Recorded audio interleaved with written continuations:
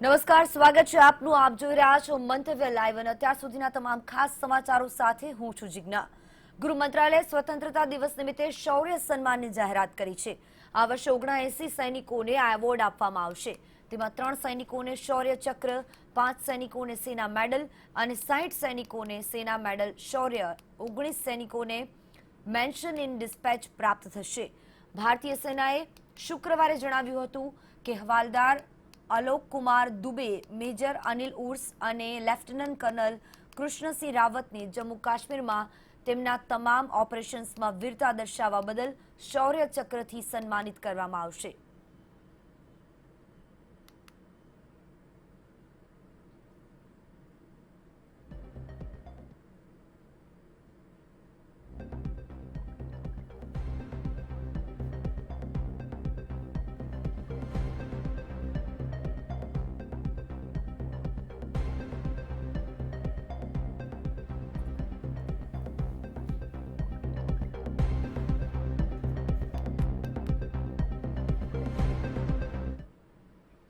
ITBP Indo Tibetan border પોલીસે ગત મે અને જૂનના બે મહિનામાં 5 થી 6 વખત લદ્દાખના અલગ અલગ વિસ્તારોમાં ચીનનો મુકાબલો કરનારી આઈટીબીપીએ 21 અધિકારીઓ અને જવાનોને ગેલેન્ટ્રી મેડલ આપવાની જાહેરાત કરી છે.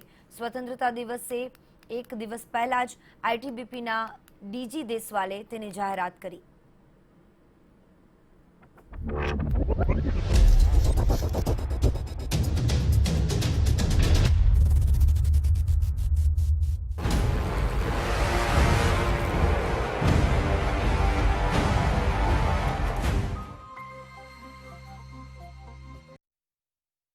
આઈટીબીપીના શૌર્યને મળ્યો પુરસ્કાર.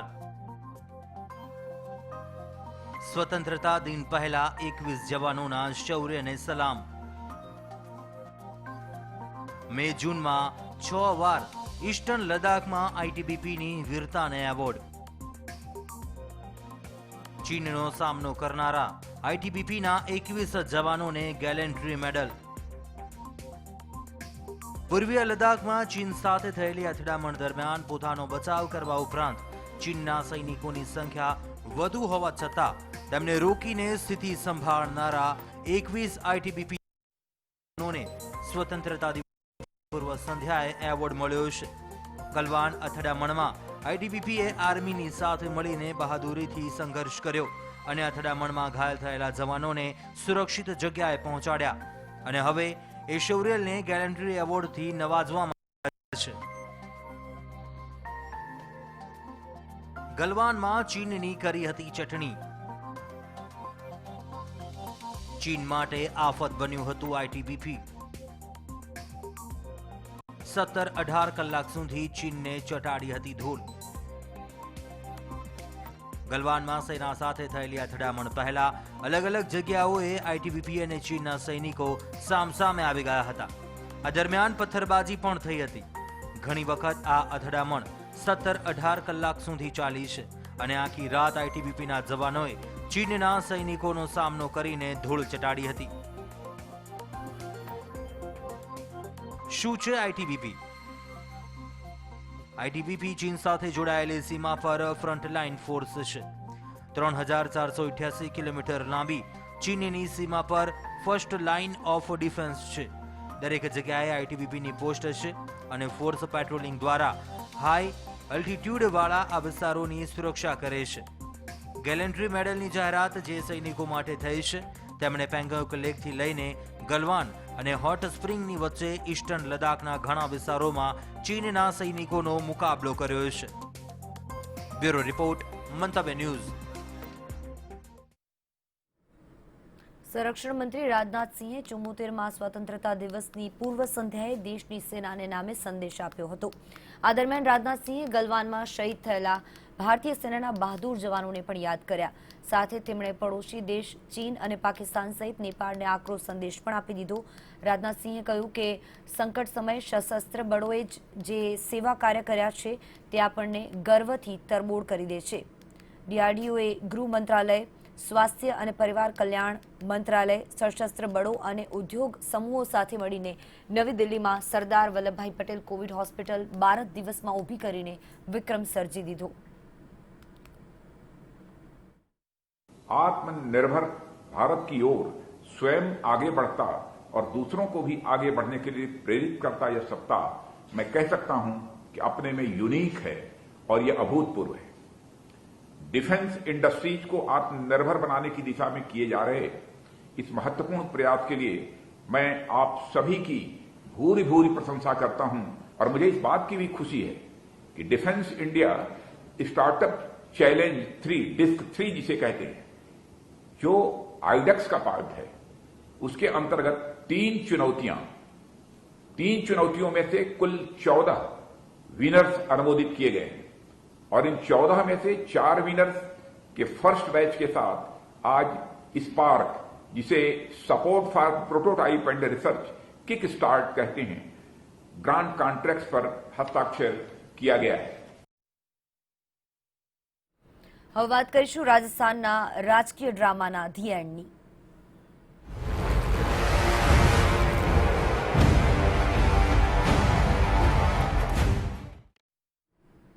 રાજસ્થાનમાં રાજકીય હલચલનો હવે અંત આવી ગયો છે અને વિધાનસભા સત્ર પણ શરૂ થઈ ચૂક્યું છે। જો કે એક એવો ફેરફાર નોંધાયો છે જે ઉડીને આંખે પણ વળગ્યો છે અને ચર્ચાને અગ્રસ્થાને પણ પહોંચ્યો છે।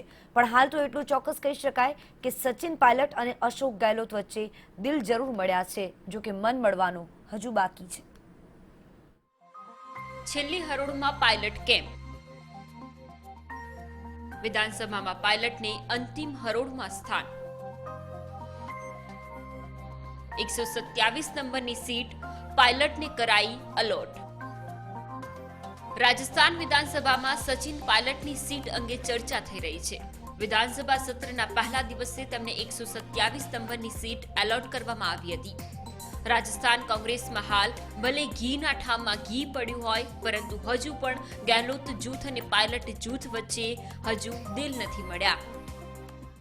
अध्यक्ष महोदय ने और हमारे चीफ विप साहब ने मेरी सीट यहां पर क्यों रखी है? 2 मिनट मैंने सोचा और फिर देखा कि ये सरहद है, पक्ष है, विपक्ष है, और सरहद पर किसको भेजा जाता है? सबसे मजबूत योद्धा को भेजा जाता है। और आज इस विश्वास मत में जो चर्चा हो रही है उसमें बहुत सी बातें बोली गई, बहुत सी बातें बोली जाएंगी। सरकार भले હોય સુરક્ષિત, પણ ચર્ચા એ કે યુદ્ધ જેવી સ્થિતિ કેમ? સચિનને અપક્ષ ધારાસભ્ય પાસેની સીટ મળી। સચિન પાયલટને અપક્ષ ધારાસભ્ય સંયમ લોઢાની બાજુમાં 127 નંબરની સીટ મળી છે। સચિન પાયલટ સાથે પૂર્વ મંત્રી વિશ્વેન્દ્રસિંહ અને રમેશ મીણાની સીટમાં પણ બદલાવ કરાયો છે। વિશ્વેન્દ્રસિંહ 14 નંબરની સીટ પર બેસશે। રમેશ મીણા પણ 5મી હરોળમાં 56 નંબરની सीट पर बैठશે। सरहद पर कितनी भी गोलाबारी हो, हम सब लोग और मैं कवच और ढाल, गदा और भाला बनकर यहां पर सुरक्षित रखूंगा, मैं आपको बताना चाहता हूं। कोरोनाए पण बदली विधानसभानी स्थिति। सोशल डिस्टन्स ने पगले नवी 45 सीट मुकाई। કોરોનાના લીધે ધારાસભ્યોને દૂર દૂર બેસાડવામાં આવ્યા હતા। વિધાનસભાના સદનમાં 45 વધારાની સીટ લગાવવામાં આવી હતી। સોફા અને ખુરશીઓને લોઢાની ચેનથી બાંધીને રાખવામાં આવ્યા છે। વિધાનસભા સચિવાલયમાં હંગામો થવાના અણસાર હતા, તેથી ફર્નિચરને લોઢાની ચેનથી બાંધવામાં આવ્યું હતું। બ્યુરો રિપોર્ટ, મંતવ્ય ન્યૂઝ। રાજસ્થાન સરકારે વિધાનસભામાં ધ્વનિ મતની મદદથી વિશ્વાસ મત જીતી લીધો છે। ભાજપ દ્વારા સદનમાં ગેહલોત સરકાર વિરુદ્ધ અવિશ્વાસ પ્રસ્તાવ લાવવામાં આવ્યો હતો। આ સાથે જ અનેક વિવાદ બાદ રાજસ્થાનમાં આખરે સરકાર પાટે ચડી ચૂકી છે। રાજસ્થાનમાં ફરી ગેહલોત સરકાર। ભાજપના અવિશ્વાસ પ્રસ્તાવ પર ગેહલોતે જીત્યો વિશ્વાસ મત। સરકાર પરથી સંકટના વાદળો હટ્યા। રાજસ્થાનમાં છેલ્લા 1 મહિનાથી પણ વધારે સમયથી રાજકીય ભૂકંપ આવ્યો, પણ તીવ્રતા વધારે હોવા છતાં પણ સરકારના પાયા મજબૂત સાબિત થયા છે। રાજસ્થાનમાં મુખ્યમંત્રી અશોક ગેહલોતની મતથી વિશ્વાસ મત હાંસલ કરી દીધો છે।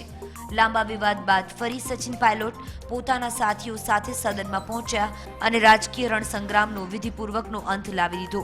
આમ હાલ પૂરતું કહી શકાય કે રાજસ્થાન સરકાર પરનું સંકટ ટળી ગયું છે. ભાજપે રચ્યું હતું કાવતરું, ગેહલોતનો આરોપ.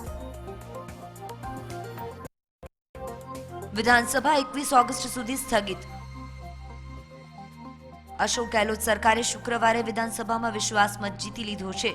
વિશ્વાસ પ્રસ્તાવ અંગે ચર્ચા દરમિયાન મુખ્યમંત્રી અશોક ગેહલોતે કહ્યું કે ભાજપે સરકાર પાડવાનું કાવતરું ઘડ્યું હતું. ચર્ચા અંગે ગેહલોતના જવાબ પછી સ્પીકર સીપી જોશીએ ધ્વનિમતથી વિશ્વાસ મત પસાર કરીને ગૃહની કાર્યવાહી આગામી શુક્રવાર એટલે કે 21 ઓગસ્ટ સુધી સ્થગિત કરી દીધી છે. ભાજપનો ગેહલોત સરકારને વળતો જવાબ. હોર્સ ટ્રેડિંગ છોડો, તમે આખા હાથીને ગળી ગયા. ભાજપના પ્રદેશ અધ્યક્ષ સતીશ પુનિયાએ કહ્યું છે કે હું વિશ્વાસ મત પ્રસ્તાવનો વિરોધ કરું છું. 35 દિવસમાં 5 ફિલ્મો રિલીઝ થઈ. વાડાબંધી 1, 2, 3, 4, 5. છેલ્લે વાડાબંધીમાં ફેરમોન્ટની ઇટાલિયન ડિશ અને ક્રિકેટ ચાલી રહી હતી. આ સાથે જ ઘણા પીડિતોની બૂમો પણ હતી. રાજસ્થાનનો જુગાર તો જાણીતો છે, એ જુગાર માટે જાદુગર પણ જાણીતા છે. હોર્સ ટ્રેડિંગની વાત કરો છો, તમે તો બસપાના આખા હાથી ગળી ગયા. બ્યુરો રિપોર્ટ, મંતવ્ય ન્યૂઝ. સમાચારનો દોર યથાવત રહેશે. રોકાઈશું બ્રેક માટે. આપ જોતા રહો મંતવ્ય ન્યૂઝ.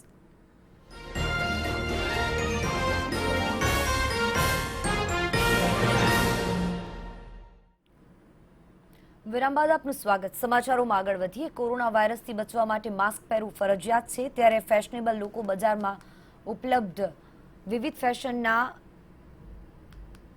માસ્ક પણ પહેરવા લાગ્યા છે.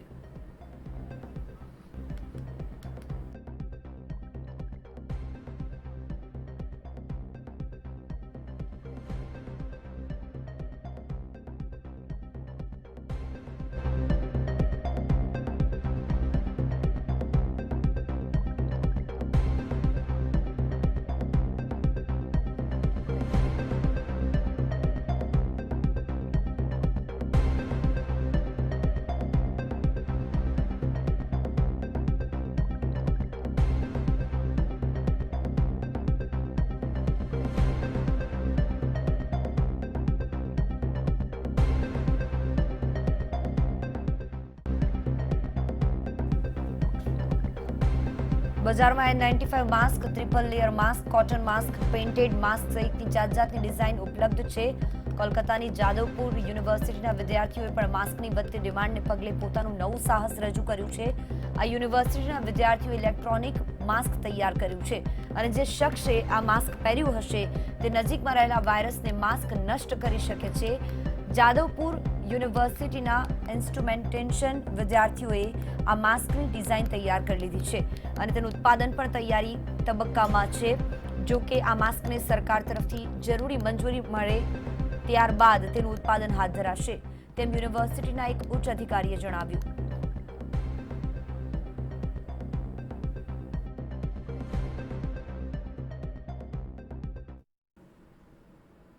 દેશમાં કોરોનાની સ્થિતિમાં એક સારા સમાચાર આવ્યા છે કે દેશના ગૃહપ્રધાન અમિત શાહને સારું થઈ ગયું છે. ગત 2 ઓગસ્ટના રોજ તેઓ કોરોનાથી સંક્રમિત થયા હતા. આજે શુક્રવારે તેમનો કોરોના રિપોર્ટ નેગેટિવ આવ્યો છે. તેમણે ટ્વીટ મારફતે આ અંગેની જાણકારી આપી છે. ગૃહપ્રધાન અમિત શાહે લખ્યું છે કે આજે મારો કોરોના ટેસ્ટ નેગેટિવ આવ્યો છે.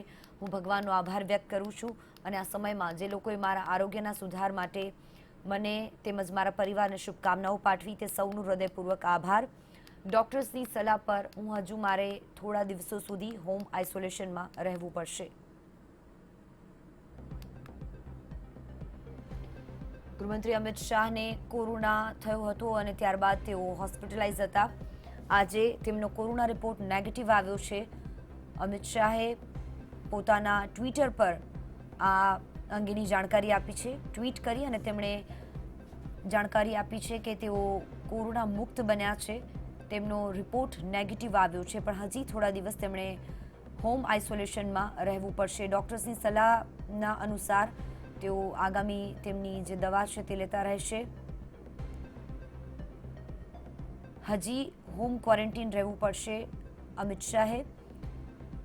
તેમણે પરિવારજનોનો અને તેની સાથે સાથે દેશના એ તમામ લોકોનો આભાર વ્યક્ત કર્યો જેમણે તેમના માટે પ્રાર્થના કરી હતી.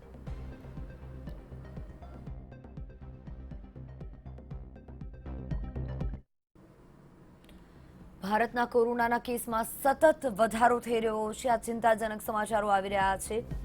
સતત વધારો થઈ રહ્યો છે. તોતિંગ વધારો ભારતમાં કોરોનાના કેસમાં થઈ રહ્યો છે. આજે પણ 50,000ને પાર કેસ નોંધાયા છે. સંક્રમણ સતત વધી રહ્યું છે. દેશમાં 25 લાખને પાર કોરોના કેસ પહોંચી ચૂક્યા છે. છેલ્લા 24 કલાકમાં 44,000થી પણ વધુ લોકો ડિસ્ચાર્જ થયા છે. પણ આજે મહારાષ્ટ્રમાં 12,608 કેસ નોંધાયા છે. સંવાદદાતા કેતન જોશી જોડાઈ ગયા છે. કેતન, સતત વધારો કોરોનાના સંક્રમણના આંકડા પણ વધતા જઈ રહ્યા છે.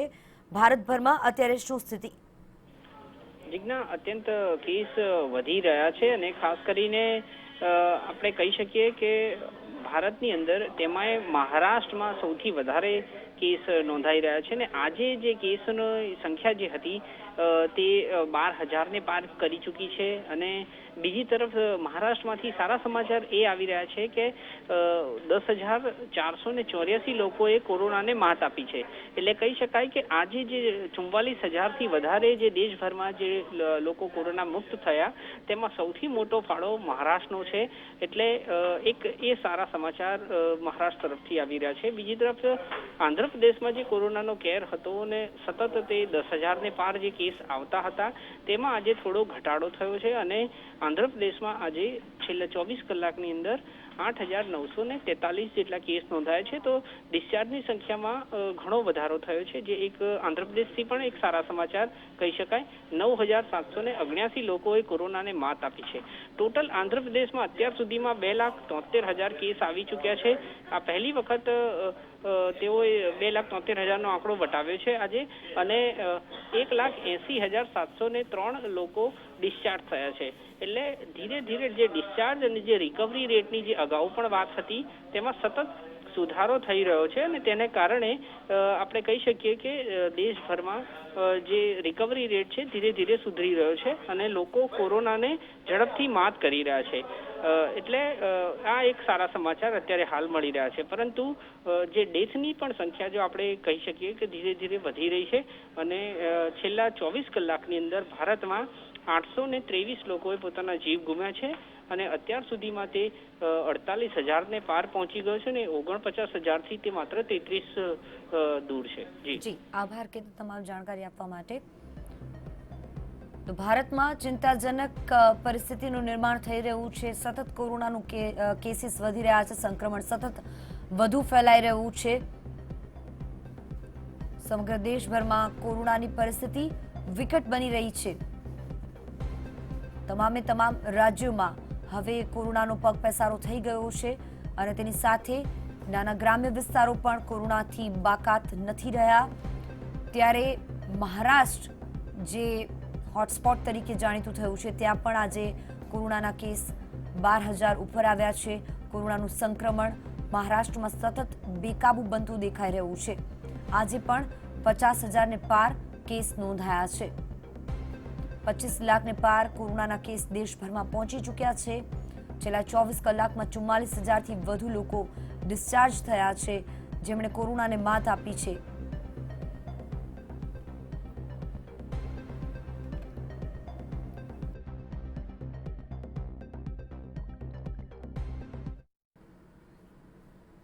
કેરળમાં વિમાન દુર્ઘટનાના રેસ્ક્યુ ઓપરેશનમાં સામેલ 22 અધિકારીનો કોરોના રિપોર્ટ પોઝિટિવ આવ્યો છે, જેમાં કલેક્ટર અને લોકલ પોલીસ અધિકારી પણ સામેલ છે. આ માહિતી મલ્લાપુરમના મેડિકલ ઓફિસરે આપી છે. દુર્ઘટના 7 ઓગસ્ટે કોઝિકોડ એરપોર્ટ પર બની. વિમાન રનવેથી લપસીને 35 ફૂટ ઊંડી ખાઈમાં જઈને પડ્યું અને તેના 2 ટુકડા થઈ ગયા, જેમાં 18 લોકોના મોત થઈ ગયા અને 149 યાત્રીઓ ઘાયલ થયા. દુર્ઘટનામાં મૃતકોમાંથી એકનો કોરોના રિપોર્ટ પોઝિટિવ આવ્યો. ત્યાર પછી રેસ્ક્યુ ઓપરેશનમાં સામેલ સીઆઈએસએફના જવાનો, સ્થાનિક લોકો અને અધિકારીઓને ક્વોરન્ટીન થવા માટે કહેવાયું હતું.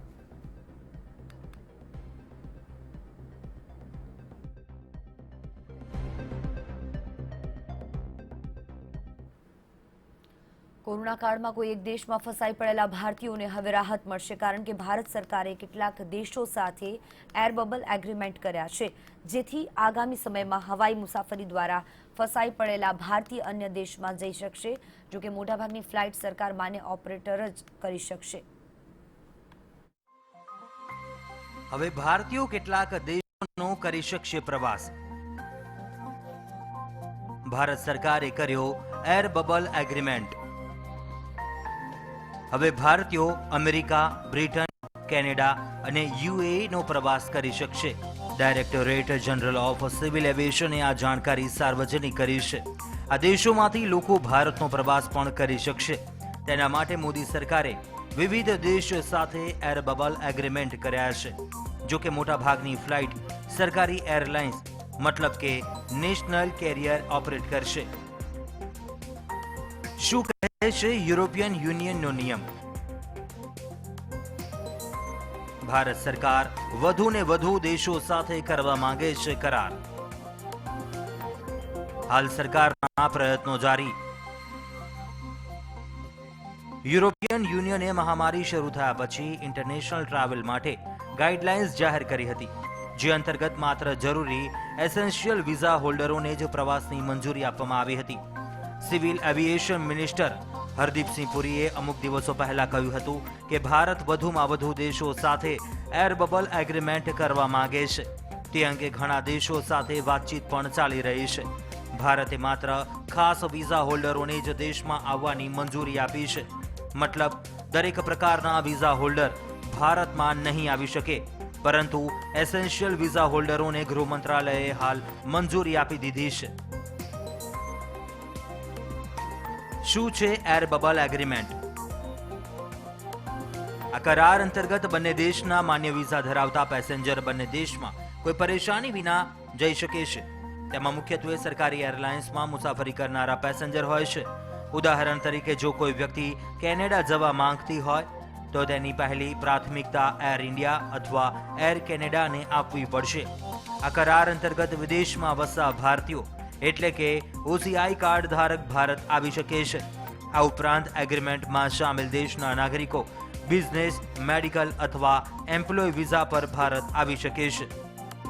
બ્યુરો રિપોર્ટ, મંતવ્ય ન્યૂઝ.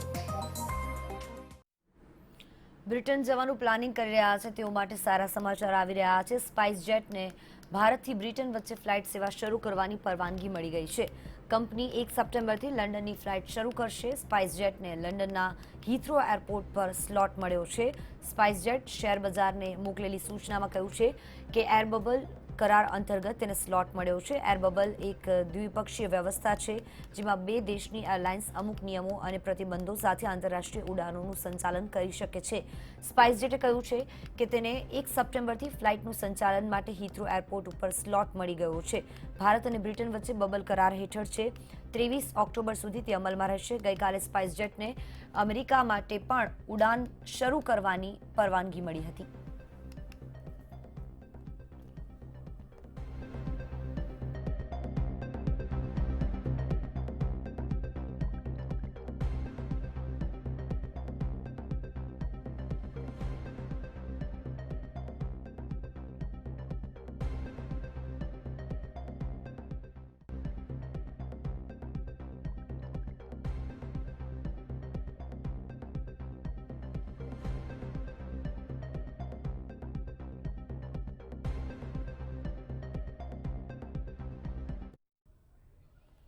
કોરોનાનો પગ પેસારો હવે ગ્રામ્ય વિસ્તારોમાં થતો જોવા મળી રહ્યો છે, ત્યારે ધોરાજી પણ તેમાંથી બાકાત નથી રહ્યું.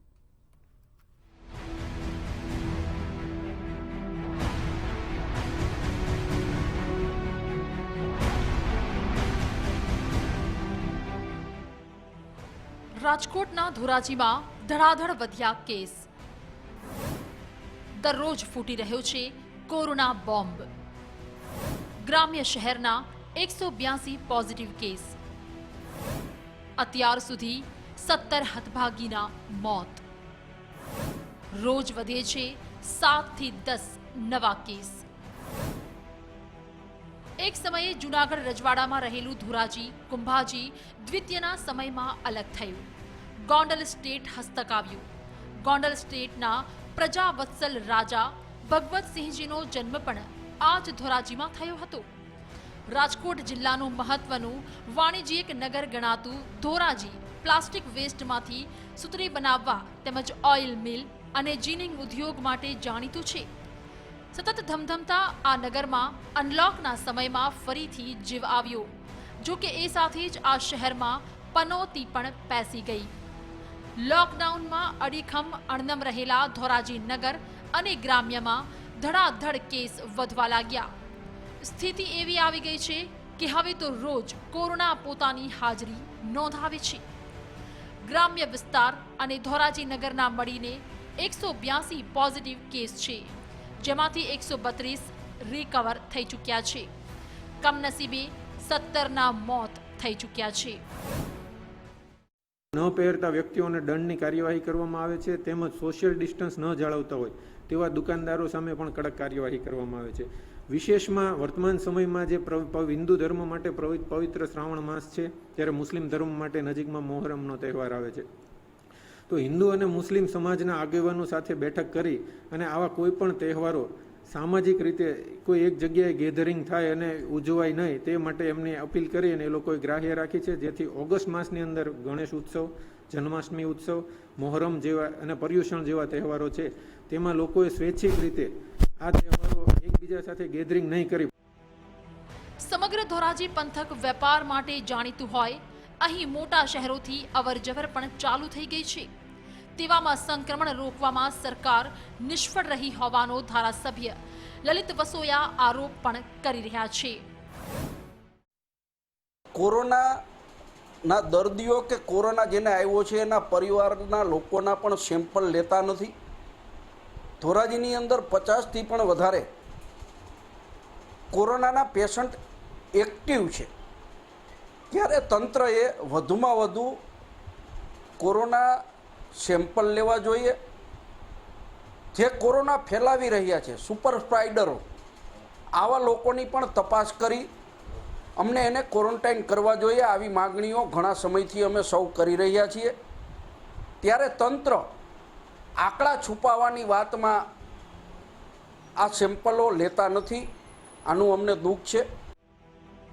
જાગૃત નાગરિકો સ્વીકારે છે કે ચૂક થઈ રહી છે. સોશિયલ ડિસ્ટન્સિંગનું પાલન કરવું પડશે, માસ્ક પહેરવો પડશે. કોરોનાની 182 જેવા કેસ થઈ ગયેલ છે, પણ તંત્ર ત્યારે બી કઈ. આ સાથે બુલેટિન અહીં સમાપ્ત કરીશું. વધુ સમાચારો માટે આપ જોતા રહો મંતવ્ય ન્યૂઝ. નમસ્કાર.